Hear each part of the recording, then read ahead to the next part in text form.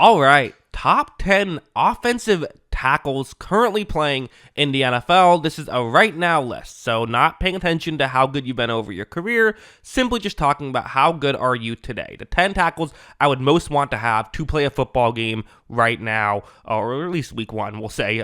Let's just get into the list, starting off with number 10. I'm going with Bernard Raymond here, who is a player he's for the Indianapolis Colts. I'm going to have to make sure I remember to tell you the tackles, the teams, because you might not know all of the tackles. At least some people won't know all where they all play. But yeah, he's been a really nice piece for the Colts. He was a third-round pick from a couple years ago, and was kind of I remember being an analytics darling back when he was drafted, and he had a pretty good year his first year when I don't think they expected him to do much that year. Came in, played 700 snaps, looked great, and has then had back-to-back really good years. And for the Colts, they want to run block and pass block, and he can do both. So ultimately, a complete tackle who has really been a nice piece for the Indianapolis Colts. He's here at number 10. Number 9, I am going with Laramie Tonsel, the player who, was formerly with the Miami Dolphins, famously had a weird draft night, we'll just call it that, gets traded to the Texans for a couple first-round picks, and now has been traded to the Commanders for a second-round pick. So a very good player to be traded multiple times, but that also means multiple teams wanted to trade for him.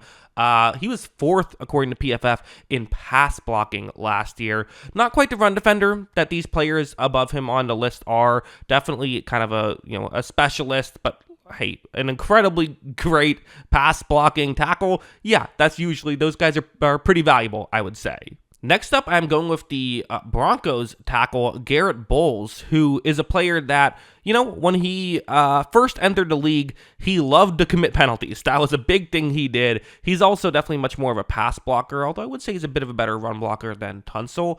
But definitely more of a pass blocker, kind of a guy who, I feel like it happens all the time where people say, oh, this prospect, if they can just stop holding, and then it's like, okay, well, it's not so easy to just stop holding.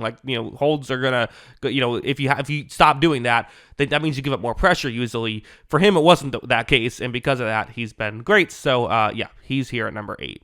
Number 7, I am going with the Raiders tackle, Colton Miller, a player who has just been a really consistently good tackle for the past 4 years. His first few years he came in, and honestly, he was not good his first year. Got a little better the next couple years. We're like, okay, let's pick up his 5th year option, right? Things are going all right, if I remember correctly, they did.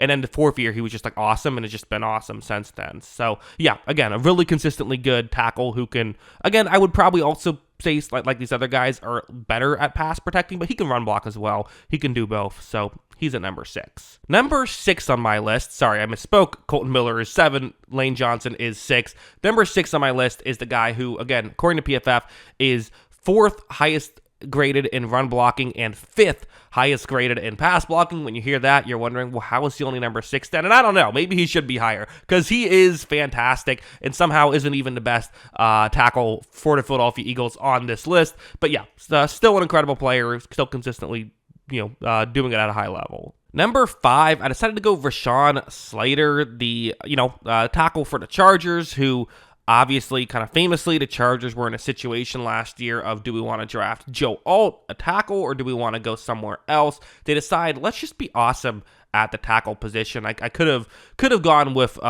Joe Alt. In fact, there's a few honorable mentions I forgot to mention earlier. I can mention them now.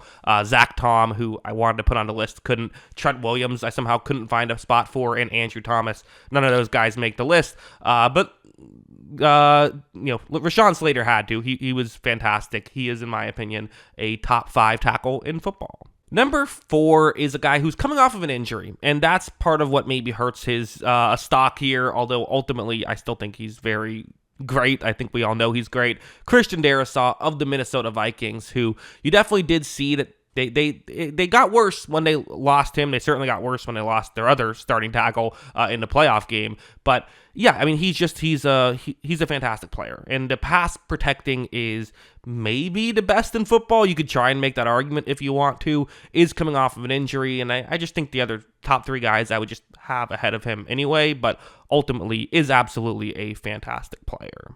Number 3, I have Tristan Worfs of the Tampa Bay Buccaneers, one of the few players who has won All-Pro at multiple different positions. He won it at right tackle when he entered the league. He started at right tackle because they had Donovan Smith, which is kind of hilarious to think now that you would have him play right tackle because you have Donovan Smith at left tackle. But ultimately, they move him to left tackle after Smith leaves, and he wins an All-Pro there. So 2 All-Pros, at each tackle position. That's pretty impressive. He was PFF's highest graded pass protecting tackle last year, and is still a very good run defender as well. So yeah, he has to be number 3 on the list, I think. Number 2, I went with Penei Sewell, who is, again, a guy who I just think is just really good. One of the better, maybe, I'll just say this. I think I think I'll put number 1 ahead of him in run blocking, but he's number 2 on this list in terms of run blocking as a tackle. Second best run blocking tackle in the league, in my opinion. Still a very good pass protecting tackle as well. So, that's why he's number 2 on the list. He is fantastic. Some people who might value pass protecting a little bit more might put Worfs at 2 and Sewell at 3, but ultimately, to me, those 2 are the contenders for the number 1 contender spot, but neither can be the champ. Number 1 on my list. If you've been following this channel, you might know where this is going. Jordan Milada, who is just a monster. I mean, he's just a monster. Like, he very rarely gets beat. Yes, there was a play where Jared Verse ran him over, but that was he wasn't ready for the snap, and that was the whole thing. Give credit to Verse, but Milada is a monster. I mean, this guy, again, we can talk about PFF grades, which I know aren't everyone's cup of tea, but we can just talk about them. The second highest graded player this year was Rashan Slater with a 90.9 grade. Milada had almost 5 points higher. He was 95.2. I mean, that's just absurd. Like, and again, when you watch him play, he just does not allow pressure. It's not like he's just winning consistently. It's like he won't even let you get near the quarterback consistently. Like, he is just that level of player, absolute freak athlete, and to me, he is the best tackle in football. But yeah, that's what I think. What do you think? Let me know your thoughts in the comments below. Let me know your list in the comments below if you want. Always love hearing from you. And of course, as always, thanks for watching.